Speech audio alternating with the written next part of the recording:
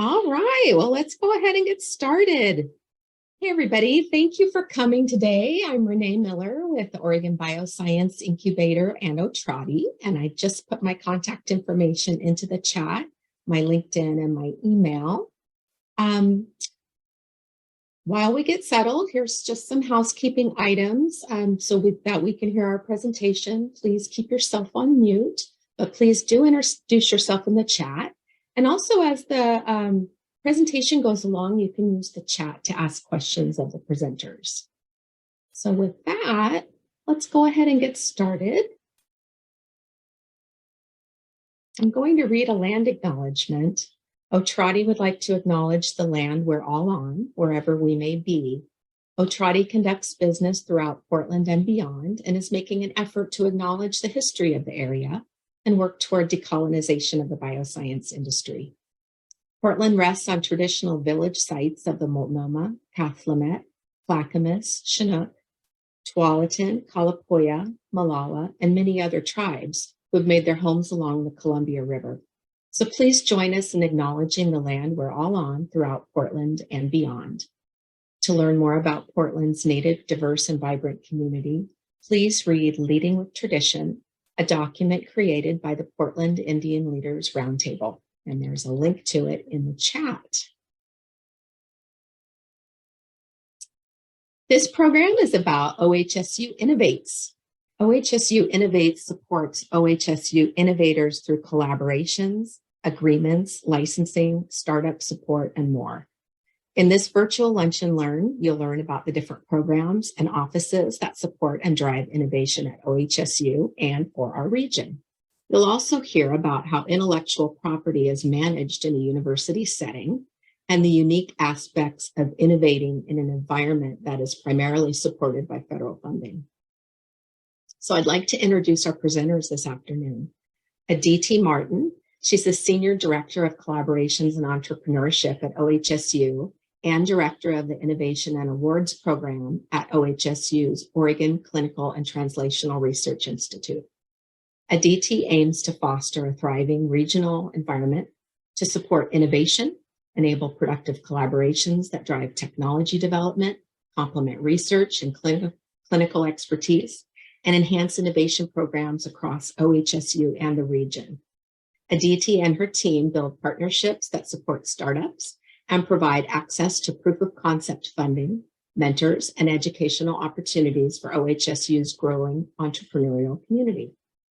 Prior to joining OHSU, Aditi served at the Office of Technology Ventures at Johns Hopkins University, where she managed intellectual property and led the negotiation and execution of a variety of technology development and collaborative agreements that were focused on translation of biomedical advances. Aditi has also worked in the startup world, developing a cancer diagnostic platform. Aditi received her undergraduate degree in microbiology and molecular genetics from Michigan State University, and her PhD in pharmacology and toxicology from Virginia Commonwealth University. She's a recipient of the 2018 Portland Business Journal's 40 Under 40 Award. And now I'd like to introduce Travis Cook. He is the Senior Director of Technology Transfer at OHSU. Travis is responsible for department operations and its implementation of OHSU's intellectual property strategy and all related business development activities, including startup formation and agreement negotiation. He received a master's in chemistry from UC San Diego, an MBA from Willamette University, and is a certified licensing professional with the Licensing Executive Society International. Travis is an inventor and author on numerous patents and peer-reviewed publications, and wrote a case study in the management textbook, Building a Case for Biotechnology. Prior to joining OHSU Technology Transfer, Travis was the Director of Business Development at Galena Biopharma and has held appointments at Calypsis, Ansata Therapeutics, and Mixture Sciences. Throughout Travis's career, he's worked with a variety of biopharmaceutical assets, ranging from discovery to commercial. Travis enjoys spending time with his wife, children, and dog. He and his wife are outdoor enthusiasts and spend their free time mountain biking, whitewater kayaking, skiing, rock climbing, and surfing. So welcome to both of you, and thank you so much for being here. I'm going to stop my screen share, and Travis, you are ready anytime. You may have the floor. Thank you, Renee, for such a kind introduction. And welcome. Good afternoon, everybody. I assume you can see my screen. Could someone just please confirm? Yes, looks great. Great, thank you. So today, Aditi and I will be discussing a little bit about the challenges that we face with commercialization of early stage intellectual property that is the result of research discoveries at OHSU and or other places in academia. And so I'd like to start by highlighting that there are a number of challenges that we face, and one of that being a technical challenge. We work with some of the most innovative, progressive scientists in the world, and they are exploring some of life's most challenging problems. And when we're fortunate to have discoveries be made that we think could be of interest to the institution from an investment perspective for securing intellectual property rights and applying resources to helping foster a technology to go from bench to bedside, we have to have the ability to look at and understand technology that may not have been described before. And so if you look on the left-hand side of the slide, we're looking at a variety of gene therapy-like technologies. And I think A is pretty standard these days, thinking about antisense oligonucleotide and silencing of a gene.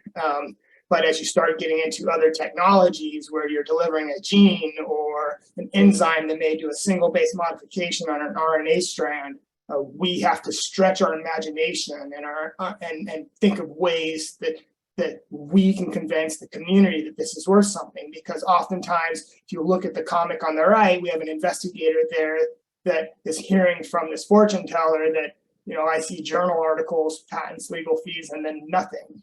And so we need to have ways to incentivize our creators of intellectual property, our researchers and others who support that research to think beyond that. And we all have to recognize that value isn't necessarily observed by the institution or by the creators with respect to revenue and monetization of an intellectual property right. It may simply be the dissemination of that information so that the community can absorb it and move something forward. And so this brings us to the legitimization of technology. And I've always thought of it as we have a creative mind who comes up with an idea that none of us have thought about before. And that individual has to convince somebody that this is a solution to a problem that the community is experiencing. And in academia, that frontline person is oftentimes someone like myself or Aditi, where we have a team of investigators that say that they've come up with a solution to a problem. And we have to find out what other considerations may need to be addressed in order for that actually to be a solution to a problem. And so this concept of technology adoption life cycles oftentimes is a holding point, a barrier for us to continue, because we all know that there's going to be gaps in information that we can provide to the community. And it is our job at OHSU Innovates to convince a single person in the community, that could be an entrepreneur or an investor or someone who's at a patient advocacy group, that we have a viable solution. And once we get that one person's buy-in, it is our job to work with the innovator, the entrepreneur or investor, whomever it is in the community that believes in something, to partner with them to try to continue to move this forward so that a technology can advance. And predicting the future is very difficult. You see in the upper left corner an old telephone and a memo from Western Union. This telephone has too many shortcomings to be seriously considered as a means of communication. The device is inherently of no value to us. In 2007, the CEO of Microsoft, I said, man, that is the most expensive phone in the world, and it doesn't appeal to business customers because it doesn't have a keyboard. Yet I know every single one of you has one of those phones at your fingertips right now. But so how does this relate to our world? So this is the development of a multi-billion-dollar market. And this is the development of monoclonal antibodies. And the very first hybridoma cell line that secreted a purified antibody was in 1975, and that cell line was created at the University of Cambridge. And I can imagine the conversation that they might have had with their technology transfer office as they were trying to convince the technology transfer that this is a legitimate, viable solution or a viable therapeutic modality for treatment of disease. And sure, we have lots of information now that we could use to support that, but at the time, there were a number of issues, and you can imagine how are you going to convince a regulator that this is a safe and effective means of treating disease? Or what does the intellectual property landscape look like for something like this? Can you protect the cell line that's secreting an antibody? And is it going to be tolerated? And in fact, in 1986, this surprised me. There was, in fact, an antibody that was approved. It was a murine antibody. As you all know, I'm assuming that there's immunogenicity issues. So there's manufacture and immunogenicity issues.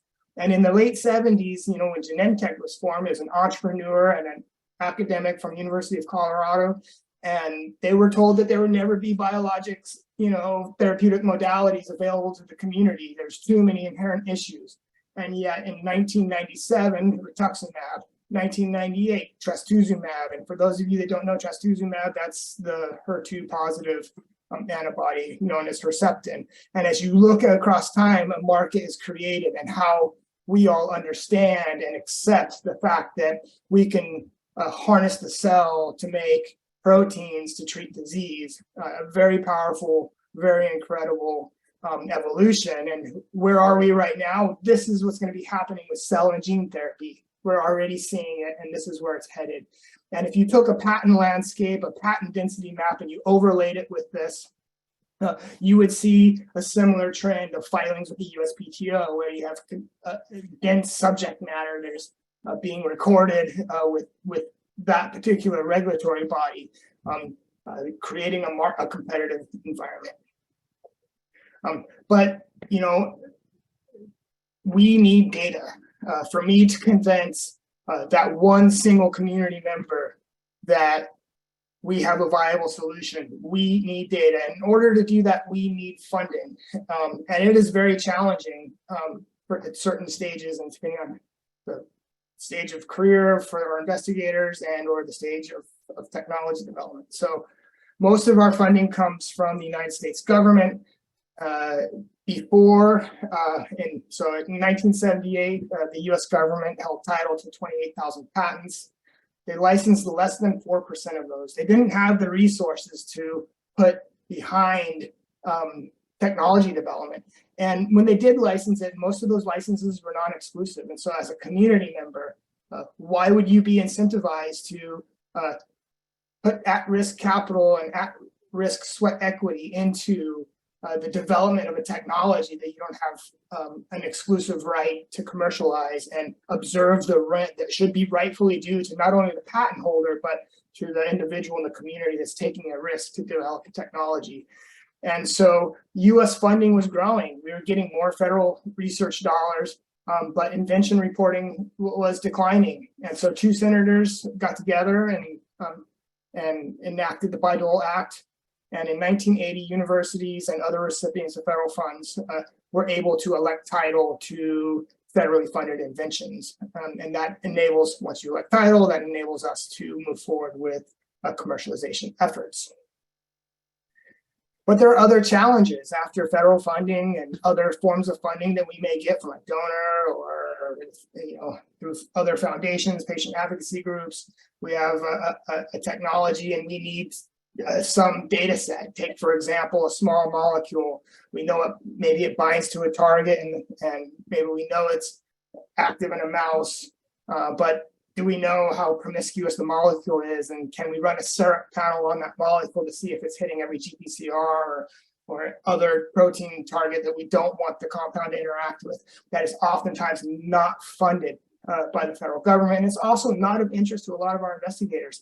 And that's where product development and translational research really in industry oftentimes we lean on. And so there's this really challenging funding environment. And a lot of people call that the, there's a buzzword for it I choose to eliminate from my vocabulary, but there is a dearth of funding as we start to develop technology from academic research and moving into the community.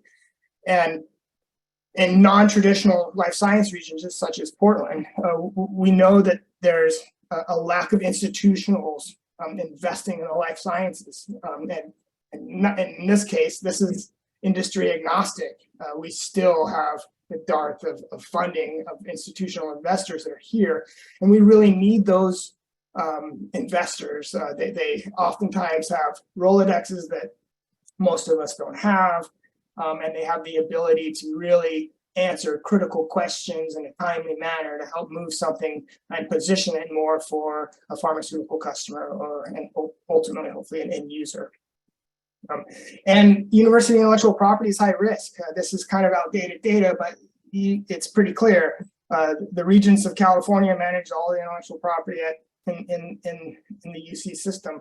Here, of 1,000 inventions disclosed, they've filed roughly 42% on new patent applications. There was 17% of those licensed.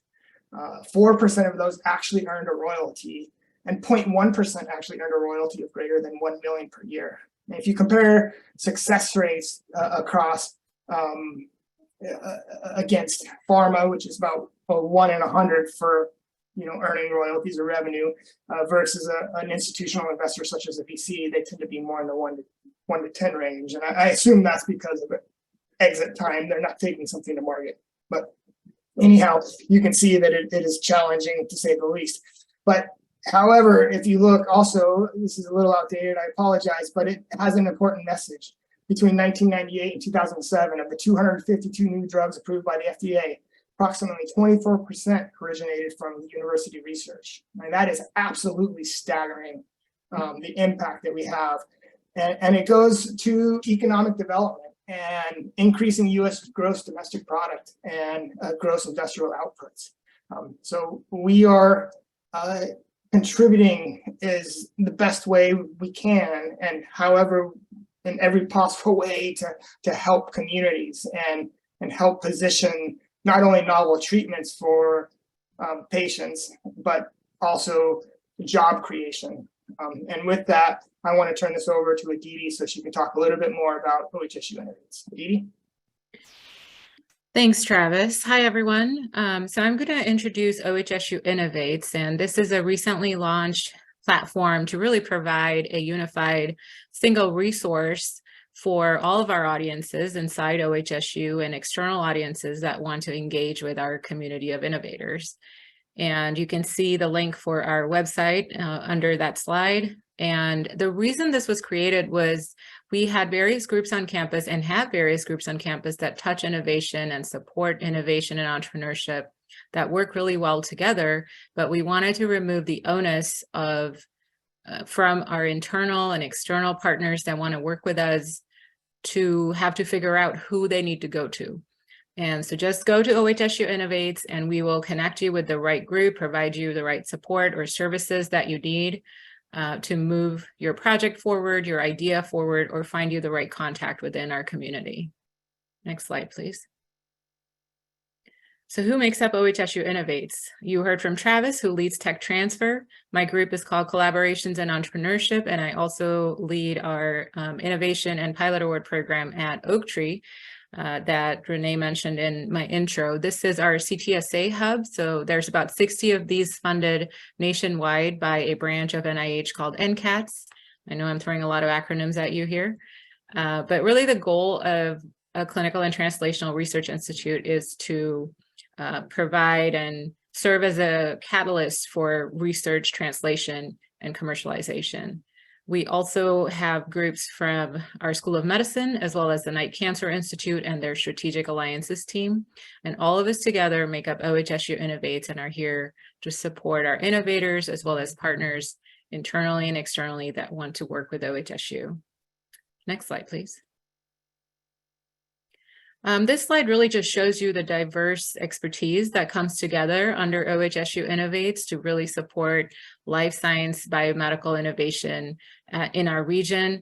And it's not an exhaustive list, but it just shows you a glimpse of the different types of individuals that we have on our teams and that need to come together to support our collaborative environment. We also work with our foundation team when it comes to fundraising. We also work with our government relations teams when it comes to regional economic development and communicating the impact of that activity. Next slide, please. This slide really talks about the mission of OHSU Innovates as a communication tool, and really was to amplify and promote the successes as well as the programs that are available for our community within OHSU. And some of our programs are actually open to anyone that is interested in learning about biomedical innovation. And I'll talk about some of those programs in a little bit. The point of OHSU Innovates and communicating our successes and programs is to inspire and advance biomedical innovations, increase collaboration opportunities, as well as communicate the impact of economic growth in our region. Next slide, please. So I'm just going to move through the next few slides quickly. We have a website that I believe both Travis and Sarah put on the chat, so please feel free to check that out. In the next slide, we also talk about our impact report, which we put out annually. It talks about some of our highlights and successes for programs and innovations that are coming out of, as well as partnerships coming out of OHSU. We put this out about once a year in late fall, early winter, and we're already working on our next one. You can certainly find this on our website, but if you also Google OHSU Impact Report 2022, OHSU Innovates Impact Report, you will find this report as well. We also have, in the next slide, some social media outlets that you can connect with us on, and a bi-monthly newsletter, which also you can find how to sign up for our newsletter through our website. Next slide, please. Okay, so here's my group called Collaborations and Entrepreneurship. And we support 3 activities at the university. The first one is partnership development. And certainly our bread and butter is industry academia partnerships, but we are really being agnostic to the type of partner that we work with. So some of our colleagues have partnerships with government labs, smaller startups, as well as other universities. And what we're seeing more recently is several large grant funding opportunities, federal opportunities that require collaboration amongst academic entities, as well as industry partners and economic development agencies, et cetera. And so that's a newer emphasis that we are finding under the partnership pillar. What I will also add here is that we are not the group to really help identify groups within OHSU where you want your product placed. So if it's a sales type of inquiry or partnership, that's a different group. We can certainly introduce you to that group, but we're looking for collaborative opportunities that are more research-oriented, innovation-oriented, that are going to lead to the development of new products, new technologies, and those types of partnerships. We also avoid the type of partnerships that are more sort of usability testing. If a company is developing a product and you simply want feedback on, you know, what do the end users, a physician or a nurse, what does he or she think about our product and what kind of feedback can they provide? We can certainly entertain that, but that's more of a feedback type of opportunity instead of a ideation and let's work together on a new product that is still in the pipeline to be developed. So just to give you a few examples of what's more in our wheelhouse and what we would need to connect interested parties with other groups on campus. We also support new ventures at the university. And what I mean by that is identifying, supporting startups that are coming out of the university based on university intellectual property. And Travis is going to go into a little bit more detail later in these slides. And the last pillar, well, actually, before I move on, let me also share that under New Ventures, we also have a group of experts called Entrepreneurs in Residence. And these are individuals that have sort of been there, done that, taken technologies to the market, and have really developed a great working relationship with our growing entrepreneurial community to provide feedback on a variety of things that, whether it's a pitch deck, whether it's value proposition questions, really identifying the application of the technologies that are being developed. So these are individuals who have expertise in setting up operations for an early stage company. They have medical device diagnostic expertise in taking those types of technologies to market, or health IT software type technologies as well. And then the last pillar is innovation funding, resources, as well as education. I'm not going to go into a lot of detail on the innovation funding side of things because our flagship program called the Biomedical Innovation Program that some of you are familiar with is focused on funding internal technologies. We have found that to be a very successful model to identify and fund and support innovative biomedical technologies that address unmet clinical needs and have a path to market. And we were able to apply for an NIH REACH grant to hopefully expand that program statewide. We're hopeful that we will get that funding, which will allow us to expand that funding and that program to biomedical technologies outside of OHSU. In addition to that program, we have some innovation education programs. Some of you might be familiar with I-Core. This is a state-of-the-art program for entrepreneurs coming out of an academic setting. And we have been able to adapt that program. And I'll talk about that a little bit more in the next few slides. Next slide, please. So focusing more on the partnership side of things, I have borrowed this slide from one of my colleagues, Laura Erker.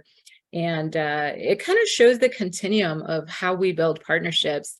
And the reason I call it a continuum is because while there are all these entry points and aspects to building a partnership, it's continuous. It can, alliance management that's called out there. These are our managers on the team that help cultivate, build, maintain, and grow partnerships, but they're embedded throughout this continuum. Oftentimes, we will identify partnership leads. The best ones come from our faculty members because they're, for example, presenting at a conference, or they published a paper that attracted someone's attention and they would like to work with us to see if there's a partnership avenue there to explore. That leads to some conversations about strategic alignment on the future of that project, who brings what type of expertise, what type of questions and bandwidths do people have to engage in a partnership. That includes, conversations and meeting with partners, determining the structure of the partnership. And then, of course, then comes the agreements and the negotiation of what that actually looks like in the form of a contract. And so I think I mentioned that our best leads for partnerships come from faculty members because the scientific or clinical matching has already occurred. And that's a lower hanging fruit for us to build partnerships off of.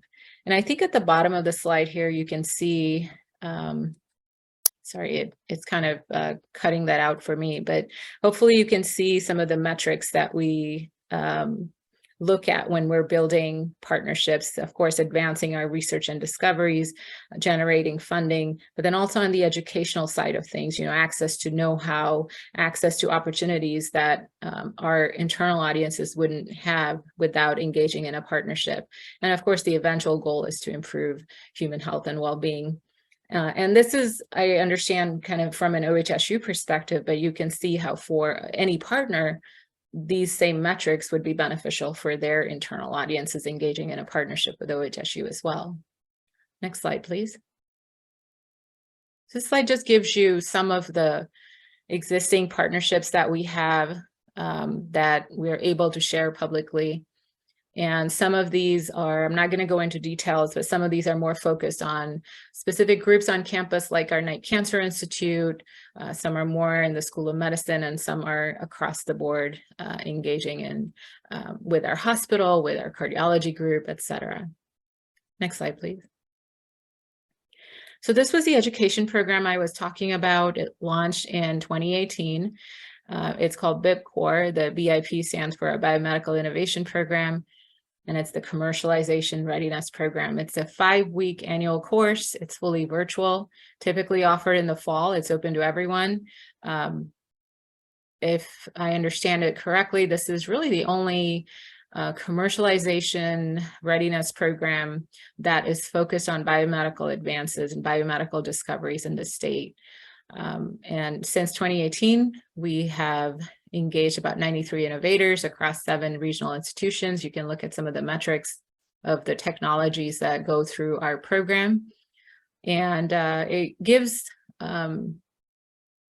participants a chance to really network with their peers, but with content experts, refine their idea, refine their business plan, think about, clarify their value proposition, who their customers are, and even engage in some customer discovery interviews. And setting up this program in 2018 allowed us to participate in a program with the University of Alabama and 22 other hubs, university hubs across the country, including some in the UC system, to share best practices around building these types of programs for biomedical innovators. And I think what was really most attractive to me was certainly sharing those best practices and bringing them here to our community, not just as at OHSU, but to our region. But this program called I-Core at NCATS also allowed us to access national instructors in this I-Core mechanism that have been doing this for decades and bringing that expertise from the national level to our growing community here in Oregon. And that has been a tremendous experience. We've received really good feedback, positive feedback from our participants in being able to leverage that expertise that we wouldn't have been able to had we not had this program, and then not being able to engage with some national hubs to bring that expertise here. And we're looking forward to doing that again this fall, so please keep an eye out for more information about this program. Next slide, please. Just quickly, I'll talk about our SBI or STTR Phase 0 program. This is funded through Business Oregon. It's a small grant. It's $5,000 open to any life science startup company that is interested in applying for SBI or STTR programs. Jonathan Jubera on my team, he's a program manager for this program that works with Business Oregon. And we provide the $5,000 to find grant reviewers or writers to really optimize your proposal for your SBI or STTR grant. And as you can see from the numbers, the chances, the success chances for someone going through this program are a lot higher compared to some of the other metrics we have here. Next slide, please. Just a quick shout out to our Innovates internship program. If you're interested in learning more about tech transfer or innovation at a university setting, we are always looking for interns supported by stipends. We've trained about 80 interns, and you can see some metrics on the outcomes and where these interns land. Next slide, please. I also wanted to give a quick shout out to an upcoming event, the AO Bio 2023 event, the Angel Oregon Life and Bioscience Innovation Showcase, happening on May 17th. This is led by Oregon Entrepreneurs Network in partnership with OHSU, Oregon Bioscience Association, as well as Otrati OBI. And this is really a great venue. It's happening for the second time, annual event, a great venue to look at and hear from promising biotechnologies from our region. And I also know that they're looking for more investors. And if I understood the conversations correctly, last year there was a little bit of concern about, do we have enough flow of startups in the biospace to actually pitch at these events. And it turns out we have the startups. We're looking for the investors. So if you're interested in investing or simply attending and hearing from our promising startups in this space, please attend the event. Thank you, Alex, for that link. Please also reach out to Alex or any one of us if you're interested in being an investor in this event. And I think that is all I had.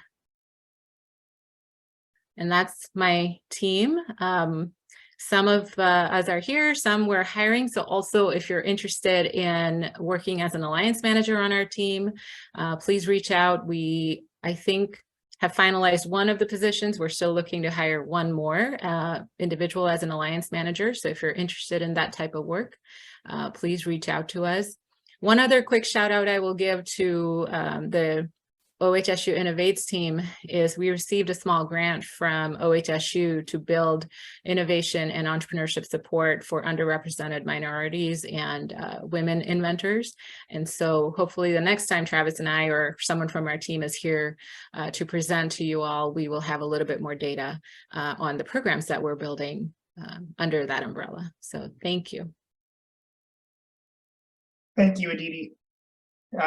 So also an integral part of OHSU Innovates is our technology transfer operations, and technology transfer is really responsible for implementing the intellectual property strategy on behalf of the institution. And that means that we oversee the development of intellectual property, the transfer of intellectual property to and from a variety of organizations.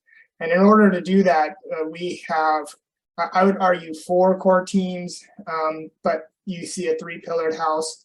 And so the key core elements are academic and industry collaborations, technology development and licensing, patenting, and IP protection.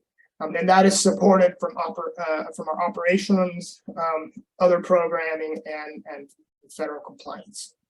And so our academic and industry collaborations team, they are responsible for material transfer agreements, industry-sponsored research agreements, other research collaboration-like agreements, and they do a variety of non-disclosure agreements. And they do all of this to protect and oversee the maintenance of our intellectual property. And that could be something as simple as transferring a mouse from OHSU to another academic collaborator, but it happens to be a mouse that is maybe capable of receiving human hepatocytes for study of maybe drug metabolism to support the pharmaceutical industry. And we want to make sure that we're protecting that mouse. And it just happens to be that that mouse has been licensed by the technology development licensing team, and the technology development licensing team are overseeing an invention that has been disclosed to the office and for which we've perhaps pursued a property right on through the USPTO in this case. And so they do all the early evaluation of inventions. They contemplate how to support the development, how to help get follow-on funding and work with programs like Aditi just described and other programs within the community. They're also responsible for proactive marketing of technology. And a lot of the communications that you saw prior to Aditi talking about collaborations and entrepreneurship is run from a member of this team who drives all of them. And, she works very hard. And so, of course, the licensing comes into play when we commercialize intellectual property. And so with licensing comes a whole host of agreements. And sometimes those are equity documents, so things like investor rights, stock acquisition. Sometimes there's mergers and acquisitions that we are overseeing, strategic partnerships between our companies and other industry partners. So there's a whole host of other definitive agreements that this team needs to be paying attention to. We have a patent team. You may not know, we have the 8th largest patent portfolio in the state of Oregon and the largest patent portfolio of all academic research institutes in the state. And so we have a very large docket. There's always something to be paid attention to. It never rests. And so this group supports both the academic and industry collaborations team and the technology development licensing team by looking at the intellectual property and thinking about what we may have, what we may not have. They look at patentability. They manage our external counsel. A lot of them are managing a lot of our startup relationships when it comes to communicating actions that need to be taken with a particular patent family with our licensees and our startups, and kind of really making sure that the information that our partners are proposing to us makes sense from a legal perspective as well as from a business development perspective. And so there's a lot of collaboration between the patent group and, say, for example, the technology and development licensing team. And of course, they file, prosecute, and manage and maintain applications like anybody else. You know, we have a pretty big operations unit, a small unit, but we're mighty. So we receive all of the licensing revenue that comes into the institution. It's managed on my budget, and therefore we're responsible for making sure we are not only compliant with the Bayh-Dole Act and its obligations to share returns with inventors and or drive money back into research, but also making sure that we're able to effectively get that revenue to where it needs to go. We also, in that group, does a lot of program management, a lot of other events and communication tools, and not to be underrepresented is our federal compliance. So I am responsible for signing off on all final invention statements on behalf of the institution with respect to closing out of an award received from a federal agency. And we also have to do all the invention reporting. We're grateful to have a woman on the team that is an expert in invention reporting and invention management with the federal government. And so we're also having to make sure that we remain compliant because there are implications on our ability to receive federal funding and act as a major research player in the region if we're not compliant with federal guidelines. Technology transfer, it is cyclical, it never ends. There's always something to do. And even when you think you're done, you just signed a marriage license and the hard work just began. And so we roughly see about 100 plus new invention disclosures a year. We protect roughly 40% of those, 45% of those. We oftentimes file somewhere between 40 and 45 new patent applications on new subject matter. However, we file about 130 new applications per year. So that would be something that already is existing in a distinct patent family. We have very proactive marketing. I'm not showing those metrics, but we have a very proactive marketing effort. Thank you, Cadence True, for all of your hard work. We do about 100 new options and licenses a year. We have over 500 active relationships under management. And like I said, that's often where the work really begins. If one of our startups wants to do a strategic partnership with some big pharma company, you can bet that it is a priority of ours. And we are working very closely with our startup and that strategic partner to make sure that we have all of the conditions just right to meet everybody's needs, and that can be a very long haul. And we start a number of companies per year and do over 1,000 agreements every year. So we're a pretty active group.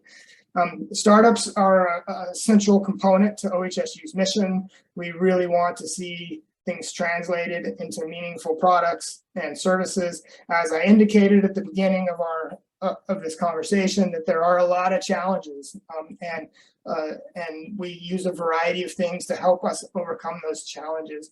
And if you think about our beauty to our ability to elect title to inventions, there's also obligations on us to think about small business concerns. And so one way for us to think about a small business concern is to build new companies, and that would help us satisfy our obligations underneath the Bayh-Dole Act and what we carry to have that privilege of working with that intellectual property. And so we average roughly 6 new startups a year. This is outdated. I know for a fact now that our companies have raised greater than $2 billion. That is billion as in a B, $2 billion through equity financings. That does not include strategic partnerships. That does not include non-dilutive grant funding, and et cetera. The preponderance of our startups are in therapeutics and vaccines, followed by diagnostics, then devices, then IT and digital health, education and training, and finally research tools. So I want to point out Neuromedica. Neuromedica is one of our startups. The really unique thing about this was this technology was the first cohort in our Bioscience innovation program, and we have that program really supported our academic innovators and a young entrepreneurial female who many of you probably know, Rachel Dralinger, who is really an incredible, talented CEO. We are looking for you if you are a similar phenotype as Rachel. We would love to have you come work with us, but they just recently got 510(k) clearance for a dural clip that is bioabsorbable for closure of the dura mater post-spinal surgery. Down in the right-hand corner, I talked about a mouse capable of having human hepatocyte transplantation. That's curious. They've been in business for over a decade. They're a revenue positive generating company, and they are supporting the pharmaceutical industry with a unique mouse model. A unique company. We have a small molecule company, Autobahn Therapeutics. They're an Arch Venture portfolio company. We're very proud of them. They're developing thyroid hormone receptor beta agonists. We learned that we have compounds that modulate thyroid hormone receptor, and it actually, in fact, remyelinates demyelinated myelin. As far as I'm aware, there's no compound on this planet that we are aware of that does that. They're interested in developing it for multiple sclerosis, and right now they're going into depression, treatment-resistant depression, which is a huge unmet medical need. That is a small molecule first synthesized and designed at OHSU, and they are a clinical company, so that is a compound that is in the clinics, and it came from OHSU. Aaron Nora, you're probably familiar with. They graduated from the incubator and right there in OBI. They're also a clinical stage company developing monoclonal antibodies and other biologics recombinant enzymes. And they have multiple assets that were first developed here and discovered and developed here at OHSU. And they have multiple assets that have undergone phase 2 clinical evaluation. Vir is also another big well-known one. They're also a clinical stage company with technology that was discovered and created at OHSU that is also a clinical under clinical evaluation, and that's an attenuated live CMV vector for treatment of infectious disease. They're interested in HIV, Hep B, something like a universal flu vaccine, which would be amazing. So a lot of really cool stuff happening here, gene therapy companies, etc. So just it takes a village, but we somehow seem to get there. And so I thank all of the community members that help us. And none of this could be done without this team. There's so much talent on this team that really do amazing work. And so if you see these people in the community, thank them for their dedicated service to the community. Every single one of these people have opportunity elsewhere, and they've chosen to work in a nonprofit environment and support technology development to provide solutions to our problems. And so yeah, thank them, because they work really hard for this and are dedicated to our mission. We have a variety of sponsors that really help us with our programming. I just want to make sure we give a shout out to those that help us. And so I'm not going to read who they are. You can all see who they are on the screen, but I do want to extend a special thanks to all of them. It's not everything we do is possible without you. And finally, I want to thank all of you for your time and attention. And I believe there's some residual time where Aditi and I could answer some questions if you have any. Oh, thank you. Thank you both so much for being here and for sharing all this great information. I did see a couple questions come through in the chat that Aditi answered that was regarding partnerships, successful partnerships. And one person had a question about FDA regulatory partnerships. So if either of you want to expand upon that, feel free. Otherwise, I have some other questions that we can go to.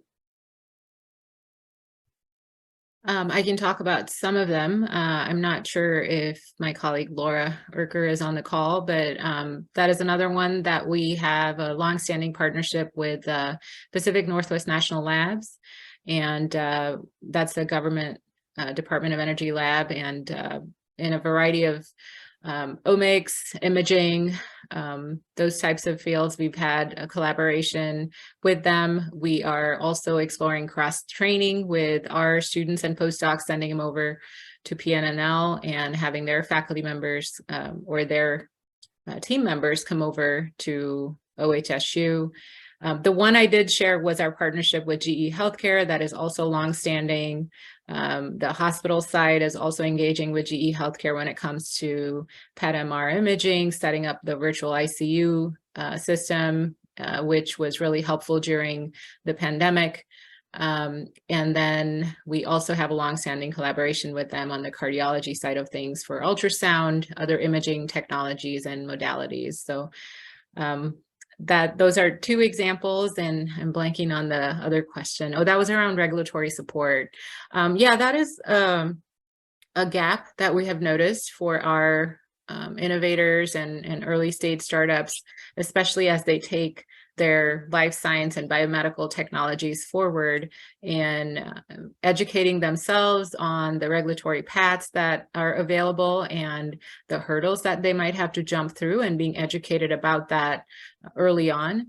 And for that purpose, we have just brought on a new team member, Claudia Nakama, and she will be in charge of exploring how we set up that support mechanism. What we're thinking about right now is giving out small grants to recruit regulatory consultants or experts to embed them in certain projects to then help and guide our innovators or early stage startups to navigate the regulatory paths.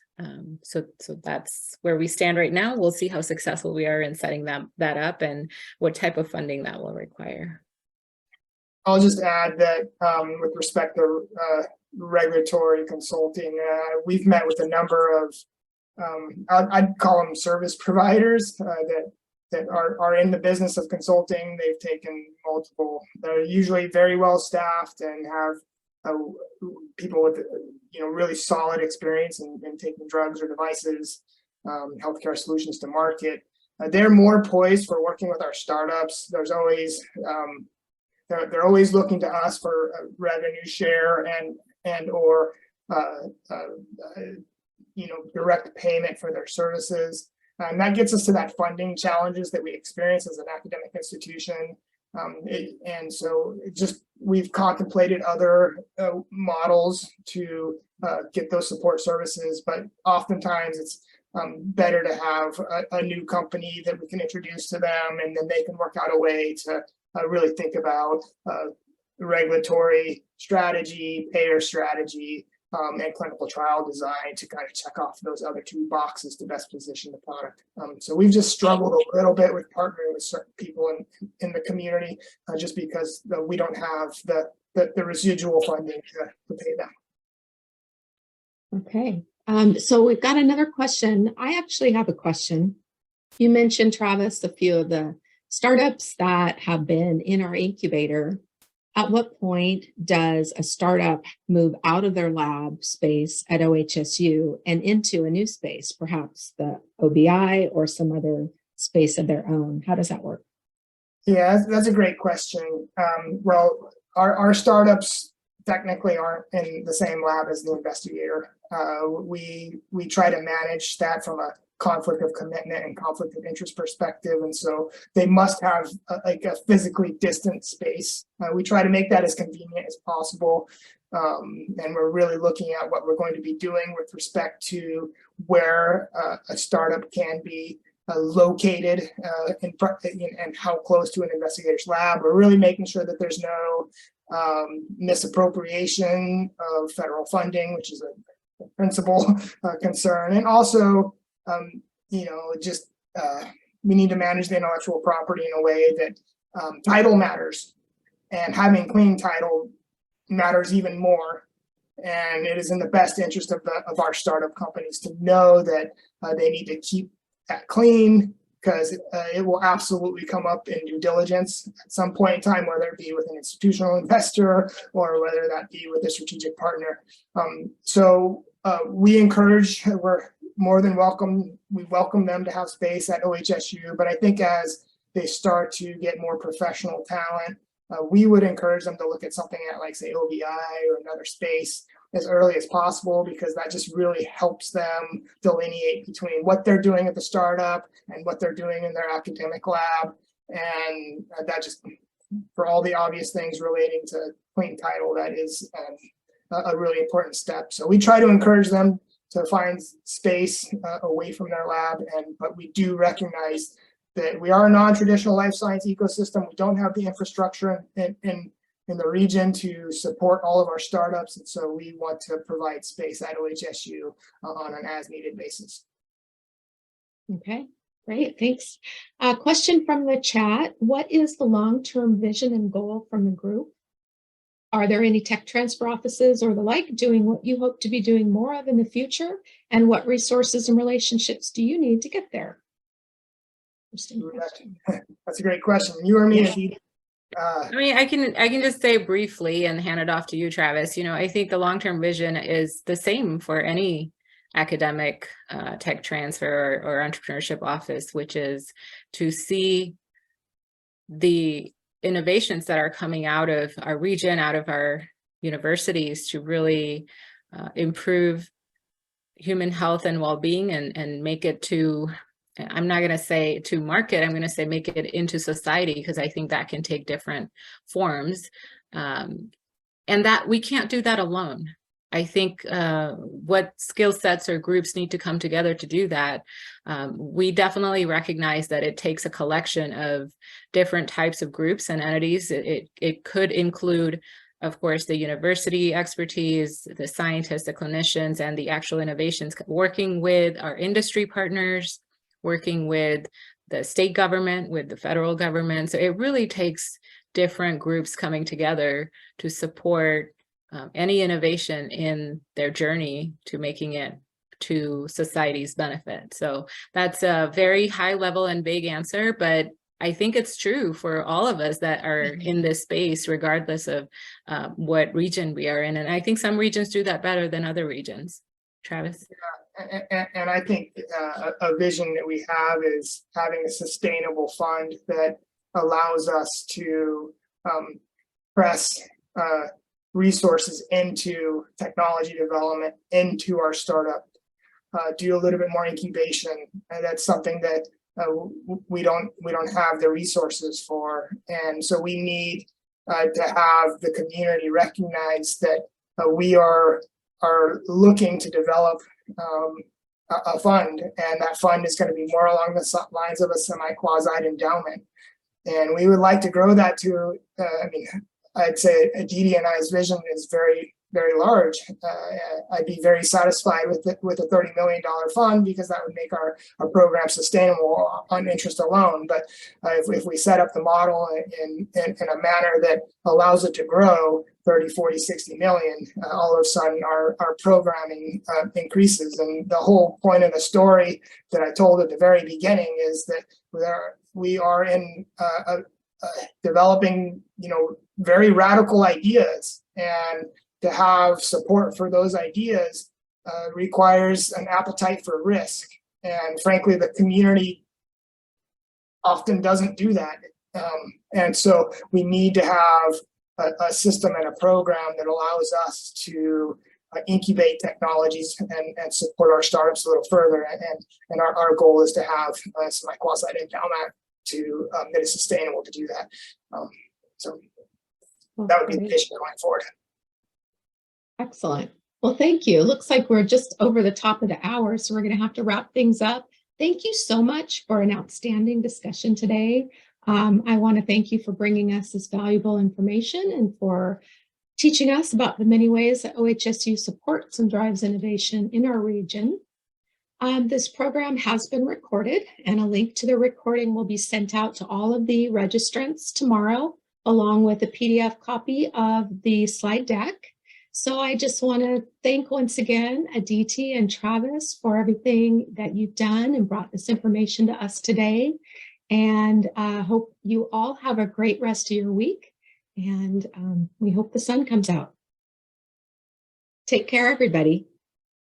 Bye-bye.